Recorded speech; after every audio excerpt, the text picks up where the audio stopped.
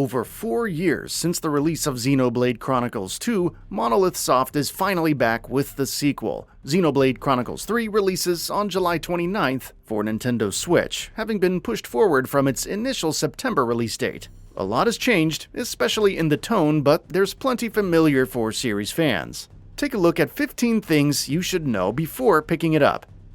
Story.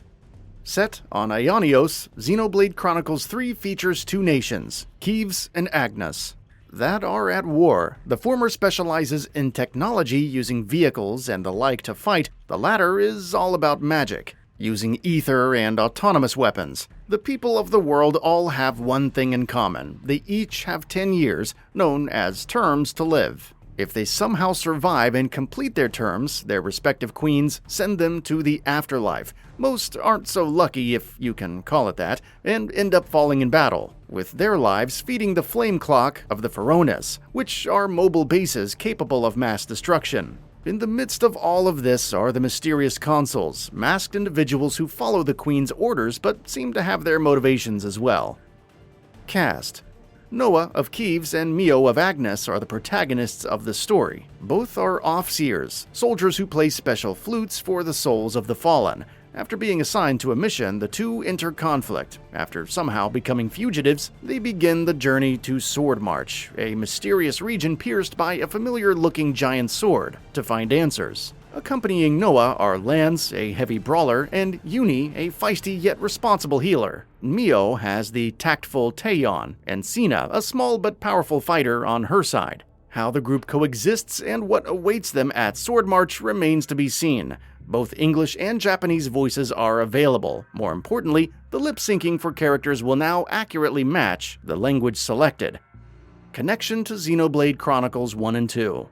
Despite the world setting and groups, Xenoblade Chronicles 3 is a direct follow-up to Xenoblade Chronicles 1 and 2. We won't spoil either of those games, but there is a connection between this world and the previous ones. Some beloved characters also return, though their purpose and overall role in the story remains to be seen. Suffice to say that if you want to play Xenoblade Chronicles 3, then you should at least read up on the first two games' events. Ionios.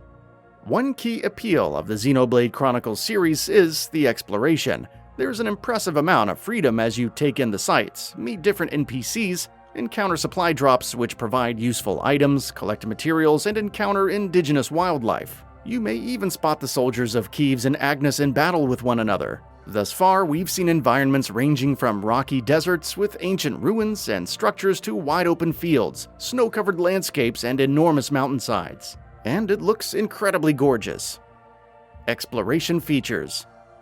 As you explore the world, there are different landmarks to discover, which provide EXP and spirit points.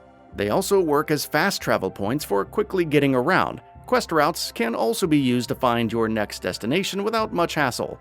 Like in previous games, you can set the time of day. This changes which monsters will appear, which is useful for quests that require slaying certain foes or gathering certain materials. Colonies and rest spots. As you explore Ionios, you'll come across various colonies. Along with housing a Pharaohs, they also feature several NPCs, vendors that will sell new gear, food places for meals that provide buffs, and more. There are also rest spots in the wild where you can view different story events between party members.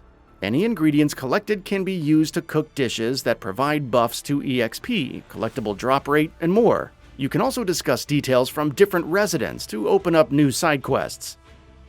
Affinity Chart. Helping to keep track of all the different NPCs and characters is the Affinity Chart. It appears closer to that of Xenoblade Chronicles 1 in terms of design. Completing quests for various NPCs would alter how NPCs perceived you while also opening up new story sequences. Whether Xenoblade Chronicles 3 follows a similar system remains to be seen. It's also worth noting that you can view the terms of different NPCs and learn how long each has left to live.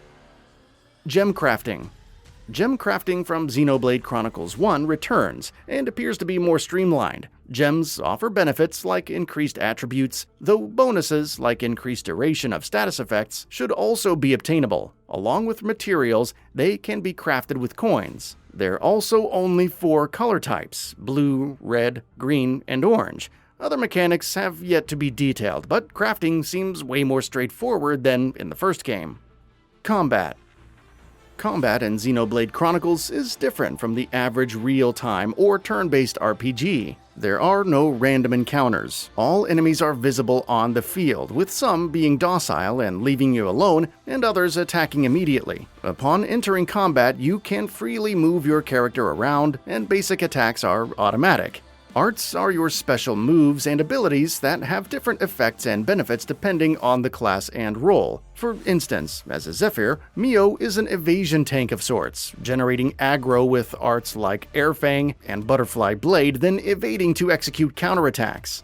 Other features from previous games like Break, Topple, Launch, and Smash for inflicting massive damage also return. Chain attacks, which allow for performing arts one after another, are further expanded with chain orders. These confer benefits like chain attacks gaining a 70% chance to bypass defense, increased defender aggro by 35%, attack up for all allies, and so on. You can also switch between party members instantly during battles. One new mechanic is Quick Move, which allows for retracting one's weapon and quickly dashing forward, allowing for quick repositioning. Roles and classes.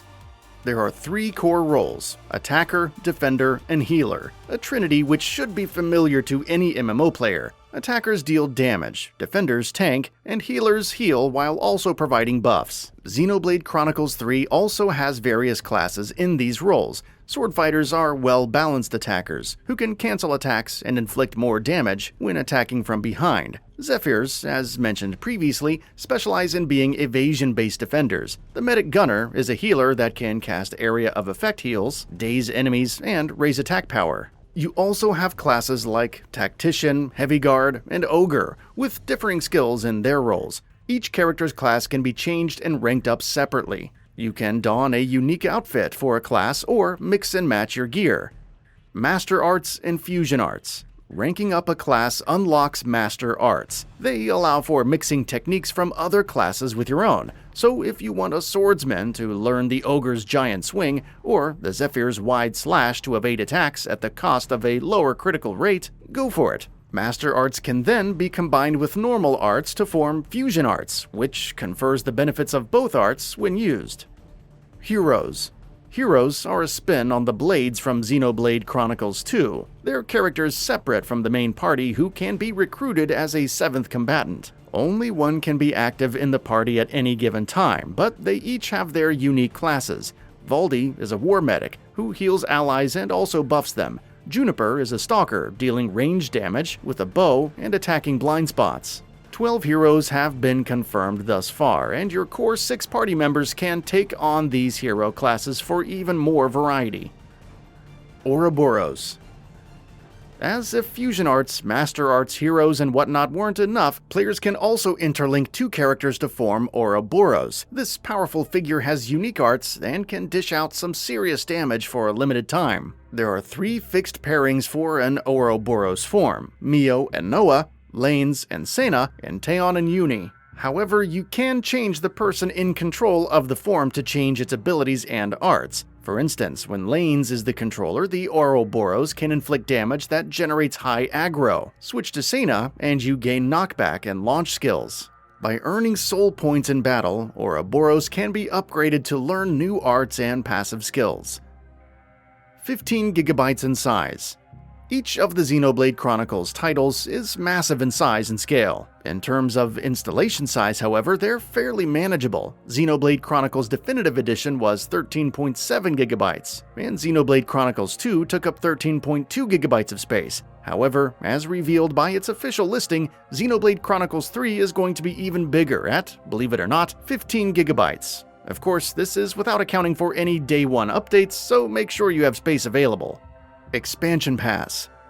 In addition to the base game, an expansion pass is also available for $30. It provides 4 DLC waves. The first arrives on July 29th and adds helpful items and new outfit color variants. The second is due on December 31st and adds a new challenge battle, hero character and quests, and new outfits. The third wave is similar with its new hero, challenge battle, and outfits, and releases on April 30th, 2023.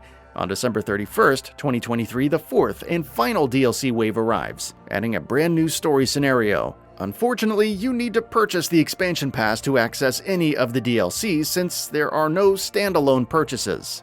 That's all for now. If you enjoy what you saw, please hit the like button. And if you're new to the channel, now is a great time to subscribe. We upload brand new videos every single day. After subscribing, don't forget to enable all notifications by clicking the bell icon.